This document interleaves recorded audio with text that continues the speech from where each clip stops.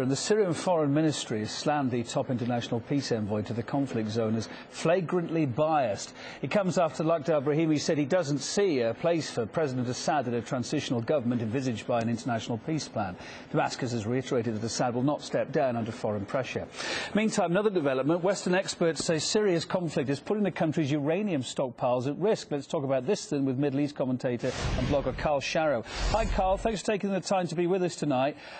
Reports say Syria may have up to 50 tons of unenriched uranium, enough to make maybe 5 nuclear bombs. Is that feasible? This is all pretty secret stuff, isn't it? We know there aren't a lot of details about Syria when it comes to nuclear. What do you think the picture is?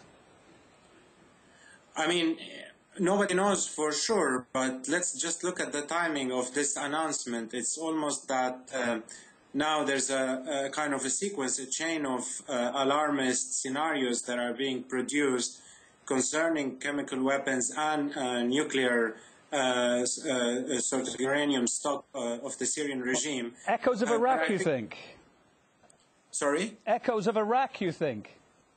Partially, I think, but I think it's certainly not necessarily linked to a direct invasion. But I think what's happening is there's a process of planning for the day after Assad, as Western powers are imagining it. And I think they're piling up all these different reasons for them to step in and take control of the country should that happen.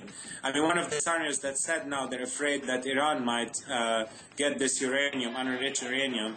And in fact, they could obtain it now had Bashar al-Assad had it. So I think it's another in this long list of possible reasons for the West to, or Western states to intervene and meddle in Syria by creating pretexts and scenarios. Well, of course, that might not be true. The last time we heard Syria nuclear put together was back in 2007, wasn't it? The Al-Kibar reactor that was destroyed in, we think, a secret Israeli operation. So Israel's going to be looking at this very carefully, and these latest revelations, if indeed they're even true in the first place, aren't they?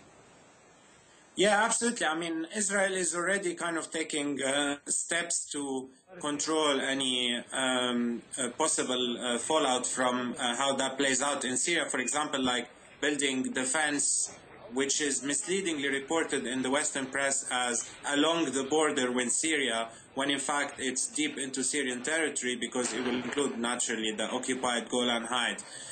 But I think what's interesting is both Western powers and Israel are looking at this primarily from this point of view of security, but I think it's taken into extreme scenarios that are highly unfeasible. I mean, there might be some truth to them, but for where we're standing right now, it seems that there's a lot of preparation for pretext for stepping in should Assad fall and taking control of the situation, including the conference that was took place yesterday in the UK when the UK government decided to plan for that possibility. So you see that there are multiple players engaged in that process, which is kind of really shocking that the fate of Syria could be decided outside this blatantly.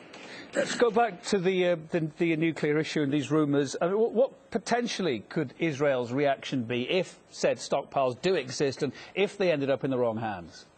Worst case scenario, I guess. What could it be, do you think?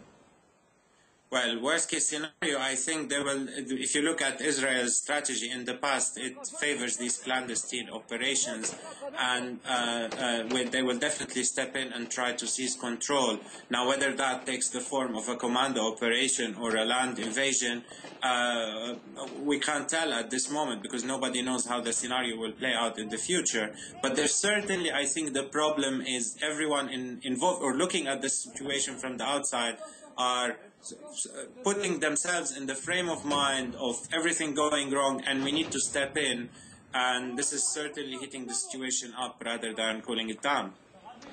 Middle East commentator, blogger Carl Sharrow on the line from London. Thank you very much.